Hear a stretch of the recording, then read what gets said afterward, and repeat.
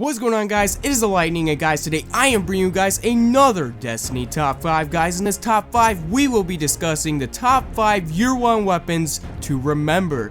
And guys, I meant for this video to come out way earlier than it did now. I meant for it to come out before the Taken King even came out, but I had some really bad inconsistencies with Destiny.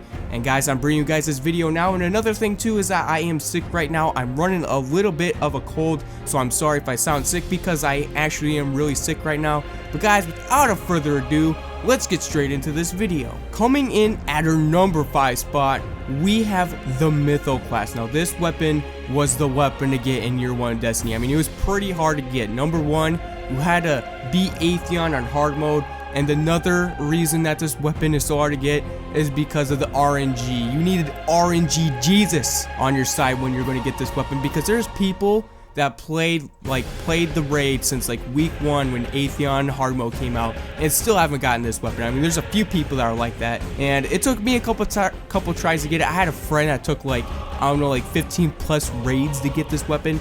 I mean, this weapon is pretty hard to get, but just this weapon overall is a good weapon to remember from Year 1 because a lot of people didn't get this weapon. And number 2, like, this thing went through a lot of like buffs and nerfs and a whole bunch of other stuff, because at the beginning of Year 1 Destiny, this thing was a monster. It just shred people in PvE and also in PvP. But then, like, in the middle of Destiny, it got a really bad like nerf to it, and it was really useless. But at the end of Year 1 Destiny, it was usable again, and I do sometimes pick this up in PvP and mess around with it, just have a little bit of fun, because it is a very fun weapon to use, because it's the only fusion rifle to be a primary in Destiny, and I just love this weapon.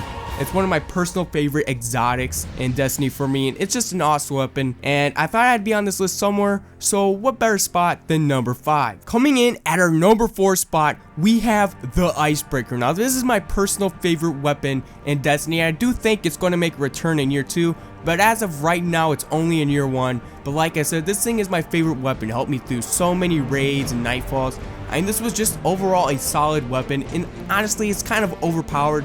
I do think it needs a slight nerf to how much ammo you can regenerate. But man, this thing was so much fun. I just love the Icebreaker. It's just a fun gun to use. You can quick scope enemies, and plus you can hit them from afar. I mean, this weapon is just a lot of fun to use. And I do like to dabble with it in PvP, but it's not as good in PvP. But in PvE, this thing is a monster.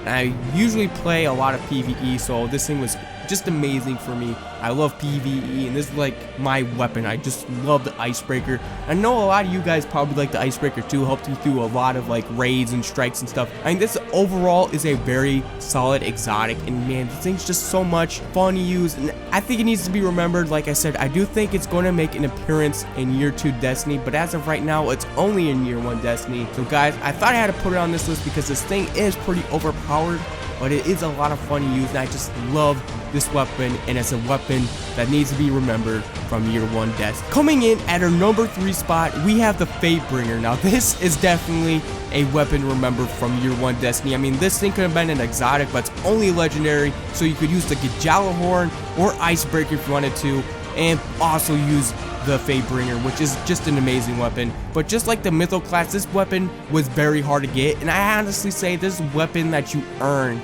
You can earn this weapon just like the Mytho class. You have that feeling that you earn this weapon like other guns, like, I don't know, the Soros, where it's all RNG, and you can get multiple different things like nightfalls and raids and stuff. This weapon, you can only get it by killing the Templar on hard mode, so it made it really difficult to get. But this thing is amazing in PvE. In PvP, it's not too good. I mean, it's alright, but in PvP, this is where this weapon shines. Outlaw and Firefly should be on exotic. Like, this weapon is so OP, I think it could be an exotic, and they kind of did that with the Ace of Spades in Year 2. This weapon is definitely not making another appearance in Destiny without being an exotic. The Faithbringer can honestly be an exotic. I mean, this thing has arc damage on it, so it's good for them arc burn nightfalls, and also really good for shredding captains. And it also has Firefly and Outlaw on it, so when you shoot an enemy in the head, it explodes. So this thing is good for trash mobs, and also when you need to reload, you can reload it super fast and get back into action. I mean, this weapon is super amazing. The Faithbringer is a weapon to remember in Year 1 because it's going to be a weapon that stays in Year 1. But guys, I thought I had to be on this list somewhere just because this weapon was an amazing little weapon. Helped me through so many nightfalls. And guys, I had to put it on this list, man. So what better spot than number 3? Coming in at our number 2 spot, we have the rage-inducing Thorn. Now this weapon, like before House of Wolves came out, like a little bit before House of Wolves came out, this thing was the most overpowered weapon in Destiny history. I mean, number 1, it like could kill in 2 to 3 shots, and plus you have like this parasite stuff on it, so it keeps the damage on an enemy that you shoot, and plus if you're a decent player, you can usually track that enemy down and kill him with another shot in the Thorn, because this thing did so much damage. But at the beginning of Destiny, this thing wasn't too good. It had like 6 shots and it really didn't kill and put down enemies that fast, but then they buffed it and it made 9 shots and it had a little bit more damage, and then it was perfect right there. But then Bungie decided to give it another buff, and this thing could kill like in 2 to 3 shots, and it was just super overpowered. I mean, this thing killed me so many times in Trials. I really hope Thorn stays in Year 1 Destiny because this weapon was so rage-inducing. But it is a Year 1 weapon to remember just because, number 1, it was really bad at the beginning of Destiny, and then it became like super overpowered, and also we need an overpowered weapon to look back and compare new overpowered weapons to, and man, the Thorn was just so rage-inducing. This thing can stay in Year 1 for all I care, but guys, I had to put it in here somewhere, and this is definitely a weapon to remember, so what better spot than number 2? Coming in at our number 1 spot, we have the G-Horn, Gjallarhorn, however you want to say it, but one thing is for sure, this weapon is definitely a good weapon to remember from Year 1 Destiny. I mean, this thing was amazing. The G-Horn was a perfect match for Year 1 Destiny just because we had a lot of bullet sponge enemies, and the G-Horn just cleaned them up in seconds. When you had bosses, 1 or 2 synthesis with this weapon will just get you through the boss fight. I mean, if you had like at least 2 people on your fire team with the Gjallarhorn, you're looking at a finished boss fight in, I'd like say like 5 minutes. I mean, this thing was just insanely good.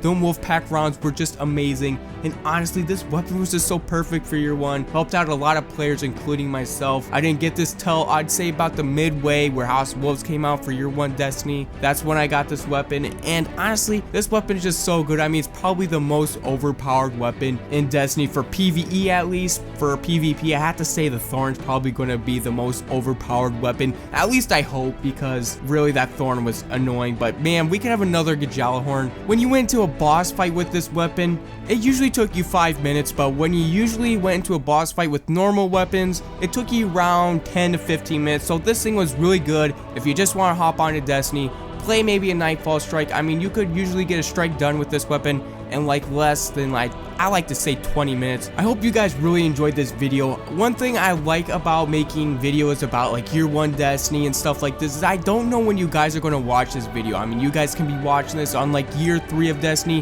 Hell, you guys can be even watching this on the last year Destiny comes out. I think it's cool because there could be players that haven't even played Destiny in Year 1, and then they can look back on these weapons that we had in Year 1, us OG players had, and then they can compare. And also it's nostalgic for the people that played Year 1, because I really don't know when you guys are watching this video. You could be watching this video on the last year Destiny's out. But guys, like I said, I hope you guys enjoyed this video. If you guys did, leave a like, and guys, I will see you all in the next one.